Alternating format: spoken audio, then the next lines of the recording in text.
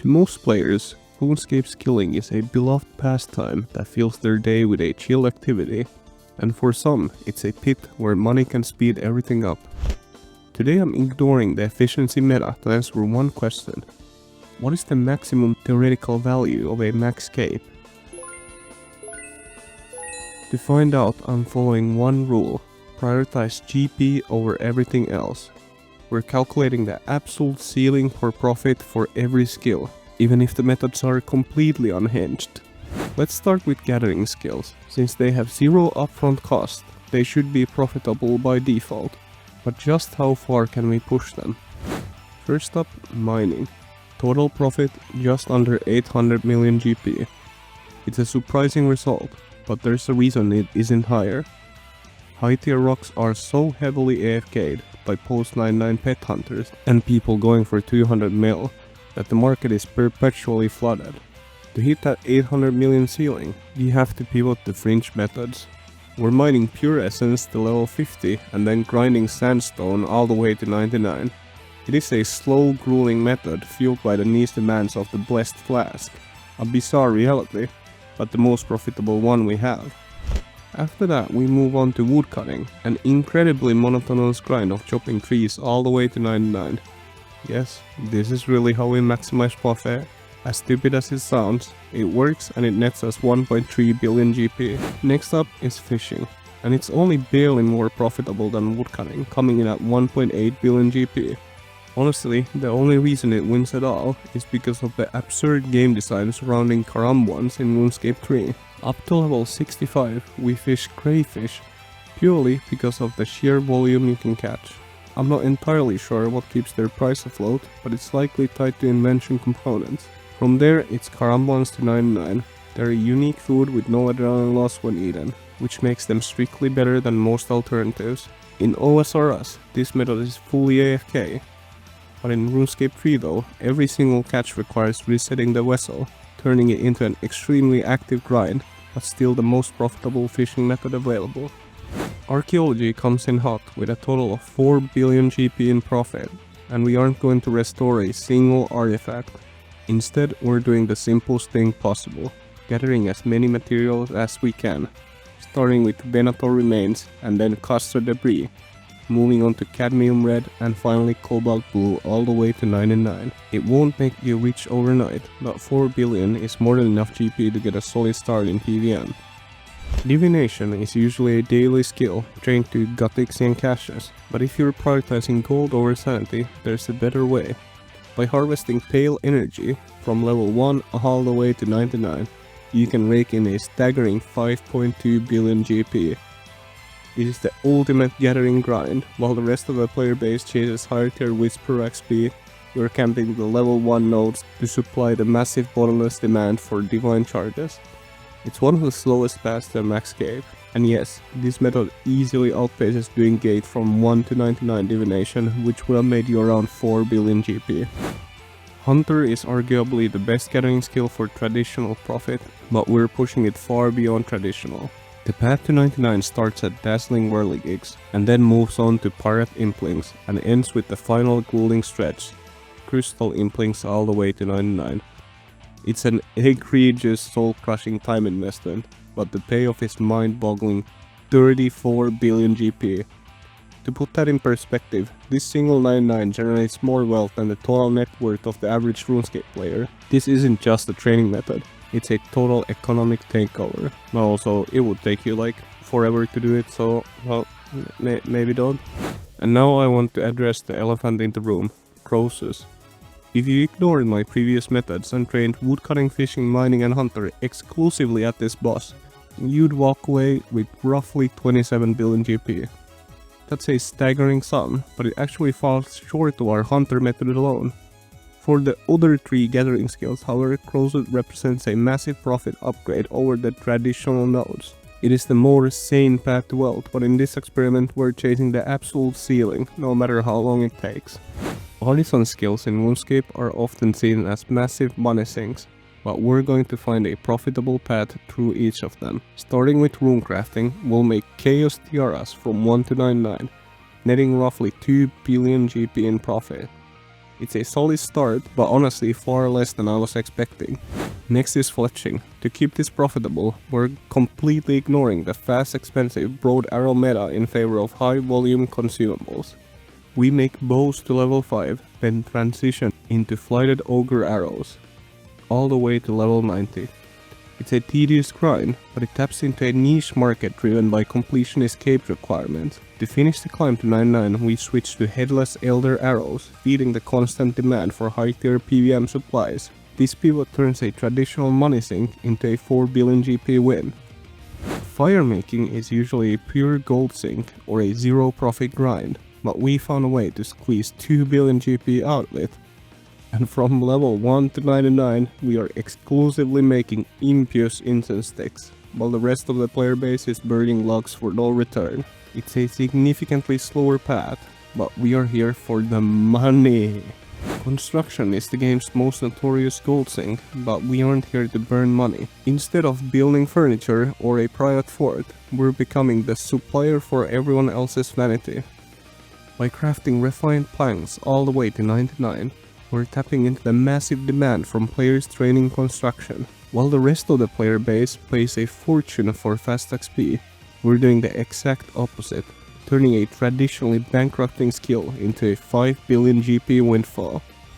Cooking is typically treated as a break-even skill, but we are subverting the meta to avoid the range entirely. By brewing dormant stouts and treating the process like a high-frequency farm run, we can generate nearly 6 billion GP on the path to 99. It is a logistical nightmare that relies on daily gated mechanics. Most players are too impatient to touch. While it turns a fast skill into a crawl, the profit margin makes it the only viable choice for an all-out world-building run.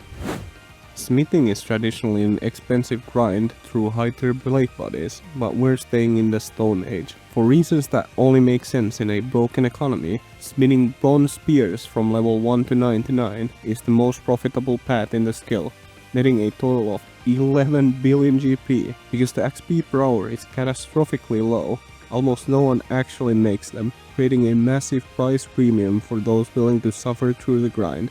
It is the ultimate test of patience, turning a skill that usually costs a fortune into one of our biggest earners yet. Let's just hope that the price isn't tied to the quest requirements. Every previous method pales in comparison to the profit potential of Herblore. While most players delete millions to reach 99, we're doing the exact opposite. By creating unfinished potions at a massive scale, we're essentially charging a convenience tax to the rest of the player base. We are sacrificing the high XP rates of potions to supply the ingredients for everyone else's grinds, netting a staggering 26 billion GP in profit. It turns the most expensive skill in RuneScape into our second largest revenue stream, proving that in this economy, patience is more valuable than speed. But even the returns from Herblore pale in comparison to crafting.